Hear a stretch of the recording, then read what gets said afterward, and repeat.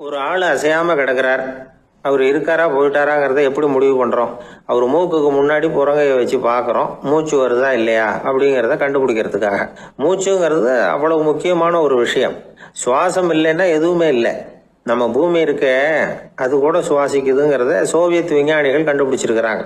பூமிக்கு மேலே இருக்கிற மண் அடுக்கில் காற்றில் உள்ள ஆக்சிஜன் ஆக்சிகரணம் அடையுது அப்படின்னு தான் இதுவரைக்கும் எல்லாரும் நம்பிக்கிட்டு இருந்தாங்க. ஆனால் இப்போ என்ன கண்டுபிடிச்சிருக்கிறாங்கன்னா, அந்த ஆக்சிஜன் பூமிக்குள்ளே 1 கிலோமீட்டர் ஆழம் வரைக்கும் ஊடுருவி போகுதான். பூமிக்குள்ளே 2 பக்கமும் பல கிலோமீட்டர் வரைக்கும் பரவுதான். பூமிக்குள்ளே இருக்கிற நீர்நிலை அடுக்குகள் தான் நுரையீரல் செய்கிற வேலையை செய்யுதான்.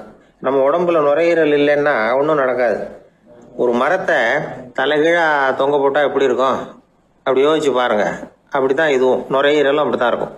வலது பக்கம் ஒன்று, இடது பக்கம் ஒன்று. வலது பக்கம் நுரையீரல் கொஞ்சம் பெருசாக இருக்கும், நுட்பமான நரம்பு குழாய்கள் அதில் இருக்கும். கோடிக்கணக்கான நுண்ணிய குழாய்களை வச்சுக்கிட்டு தான் அது வேலை செய்யுது. 25 கோடி குழாய்கள் இருக்கும். அதை அப்படியே முழுசாக பிரித்து பரப்புனா ஒரு டென்னிஸ் கோர்ட்டில் பாதி பரப்பளவு இருக்குமா. நுரையீரல் நிறம் கருஞ்சிவப்பு தான். புகை அதிகமாக உள்ளே போச்சுன்னா அது கருப்பாயிடுது. காற்றுல உள்ள பிராணவாயுவை இது இழுத்து எடுத்துக்கிட்டு ரத்தத்தை சுத்தப்படுத்துகிற முக்கியமான வேலையை இது செய்யுது. அசுத்த காற்றை வெளியில் அனுப்பி வச்சுருது. ஒருத்தர் வேகமாக ஓடி வரார், அவருக்கு மூச்சு இறைக்கும். பயங்கரமாக எதையாவது பார்த்து விடுறார், உடனே மூர்ச்சி ஆகிடுவார். இது மாதிரி சமயங்களில் வேற எந்த தூண்டுதலும் இல்லாமல் நுரையீரல் தானாகவே இயங்கும். இப்படி ஒரு அவசியம் ஏற்படுறப்போ இயக்கத்தை தூண்டி விடுற முக்கியமான இணைப்பு மூளைக்கு கீழே முதுகு எலும்புக்கு மேற்பகுதியில் இருக்குது. அது உடனே சுவாசத்துக்கு அவசர உதவியை கொடுக்குது. இப்போ ஒருத்தர் பேசாமல் உட்காந்துருக்கார். இந்த சமயத்தில் அவருக்கு 1 பங்கு காற்று தேவைப்படுதுன்னு வச்சுக்கோங்க. அவர் எழுந்திரிச்சு நடக்கும் பொழுது 1.5 மடங்கு தேவைப்படும்.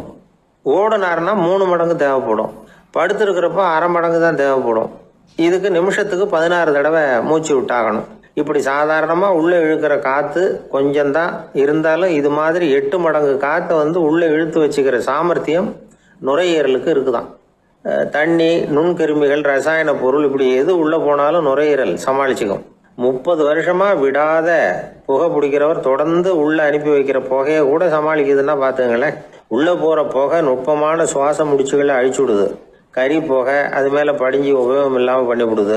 ஆனாலும் தேவைக்கு அதிகமாக 8 மடங்கு கூடுதலாக சுவாச முடிச்சுகள் நம்ம உடம்புக்குள்ளே இருக்கிறதுனால சமாளிக்க முடியுது. சமாளிக்க முடியலன்னா சில சமயம் மூச்சு திணறும். அதை ஒரு எச்சரிக்கையாக எடுத்துக்கிட்டு புகை பிடிக்கிற பழக்கத்தை விட்டுடணும். அதுதான் நல்லது. ஆனால் அப்படி யார் விடுறது?